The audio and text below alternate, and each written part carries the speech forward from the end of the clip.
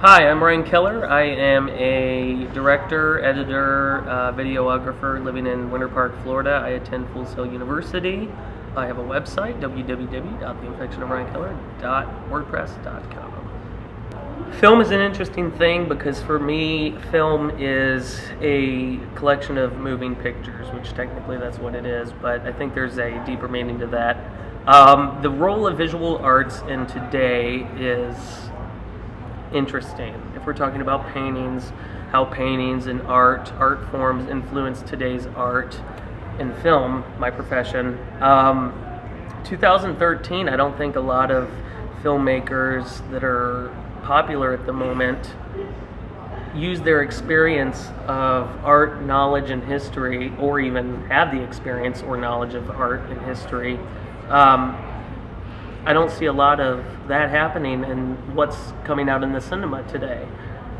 Throughout the years, there's been a lot of that, and I think a lot of film is influenced by art, a lot. But in 2013, what just came out in the theaters this week? World War Z, Man of Steel. I don't see a lot of art history and, art culture influencing these films. Just from the trailers, I see a lot of explosions and special effects, which is a form of visual art. But if we're discussing culture and significance, I believe that in 2013 it's almost non-existent in the films that are popular. Okay, so what you're saying is the availability of making a film and having that possibility at your hands at all times with iPhones and whatnot, is that changing the industry? In a big way, yes. You've got it's easy to make a movie now. Anybody can make a movie. You're making a movie with a camera that looks like a still photo camera, which is in the hands of a lot of people. And if they don't have those, they have iPhones. iPhone has a camera which is very high quality. It's very easy to make a film in 2013. Is it easy to make a film that people appreciate? Yeah. You've got a lot of websites, YouTube. YouTube's huge. What do people do in class all day? They watch YouTube. They watch videos that we're making.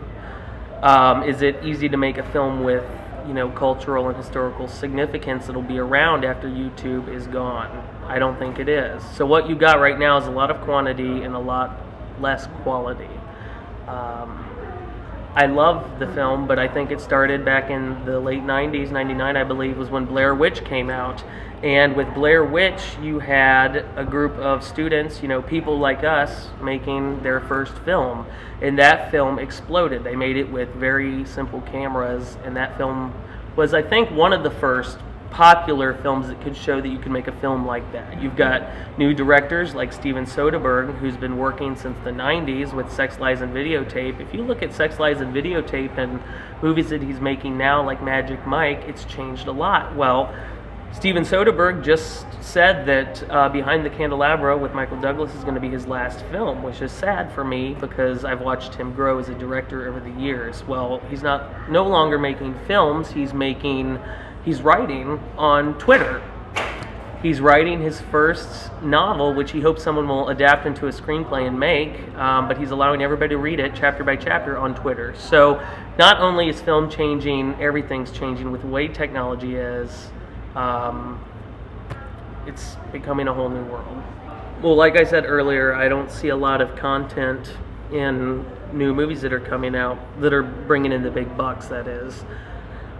In some of my favorite films, a lot of popular imagery that is kind of present throughout a lot of films through history.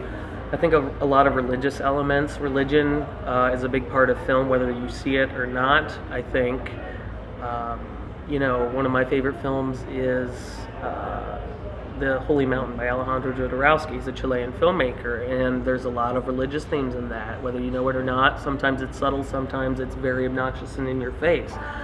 Well, that was made a long time ago, back in the late 60s and the 70s. And then you've got movies like The Matrix, which a lot of people didn't realize, but there's a lot of religious symbolism and imagery in that movie. So I think religion holds a key in a lot of films. Visually, I think crosses and just all kinds of religious imagery are very present.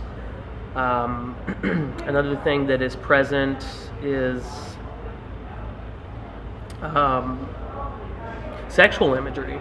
I think sexual imagery is very present in film, and you do get that a lot in 2013. It's changed, but you do get a lot of that. Sexual imagery is very present. Visual arts is the key to film, that you can tell a good story with just images. Some of my favorite visual artists, Kenneth Anger is probably my favorite. He is an experimental filmmaker from the 60s. He's still, making stuff, not as good as he used to, but visually, he never used sound. He did, but it was never spoken dialogue. He told stories through images. Another one of my favorite, let's go painter. I like surrealism. I like Salvador Dali. He is one of my favorite. Francis Bacon, the painter, I think is in the same mindset as me. Francis Bacon's art is incredibly emotional, raw, visceral. A lot of people don't like looking at his paintings because they make them feel disgusted by them, but I think that he portrays raw emotion like no other painter. As a photographer, I think Robert Mapplethorpe, he's probably my favorite visual artist as a photographer, just because he dared to show what people didn't want to see. And he did it in a very dark, he was shooting in monochrome, so everything was in black and white. He did it in a very dark, beautiful style. And last but not least, I think sculptors and stuff, H.R. Giger is probably the best. He designed the stuff for Alien, original Aliens, but he's got way more than that if you check him out. Art is always continually inspiring me to create. Sometimes I'll just go to a bookstore and they always have the artist books, the painting books and coffee table books, and they'll usually have collections by genre. I always go towards the surrealism section and always look through the surrealist paintings, which always evoke some kind of emotion and creative response. Another painter that has inspired me to create art, which is interesting because if you've ever seen any of my films, they're not like that at all, but Edward Hopper.